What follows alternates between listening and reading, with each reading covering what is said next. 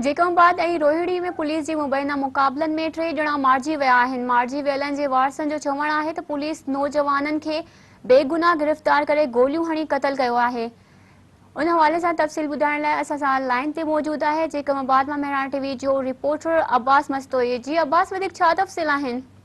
जी बिल्कुल, जेकबाबाद में गुज़िरियल ॾींहुं सिविल लाइन थाणे जी हद में मुबैना तौर पुलिस जी फायरिंग में क़तल थियल नौजवाननि खे पुलिस जांच बैदि दाड़िल करार ॾेई हिकु पुलिस एहलकार समेत 4 ॼणनि मथां केस दाख़िल करे वरितो आहे।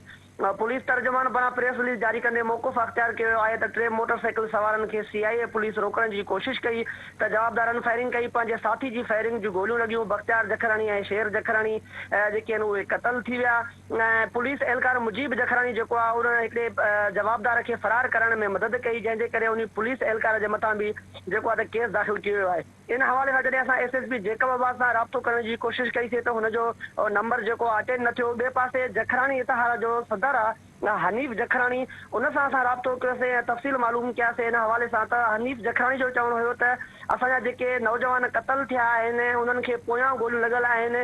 इन में पुलिस एहलकार जेके आहिनि मोहम्मद अली सबायो ऐं हिकिड़ो ॿियो पुलिस एहलकार आहे मोहम्मद अली बुरोई ऐं हिकिड़ो दिलावर सबायो जेको आहे उहे मुलविस आहिनि। जखरानी इतिहाद जो सदर जो चवणु हो त एसएसपी जेकबाबाद वाक़े वारे हंधि पहुची असां सां वाइदो कयो तव्हांखे इंसाफ़ फराहम कयो वेंदो ऐं जीअं असां पंहिंजा लाश खणाए वियासीं, धरणो ख़तमु कयोसीं, त राति जो जेको आहे त असांजे नौजवाननि खे जवाबदार ॼाणाए करे उन्हनि खे जेको आहे त उन्हनि जे मथां केस दाख़िल कयो आहे।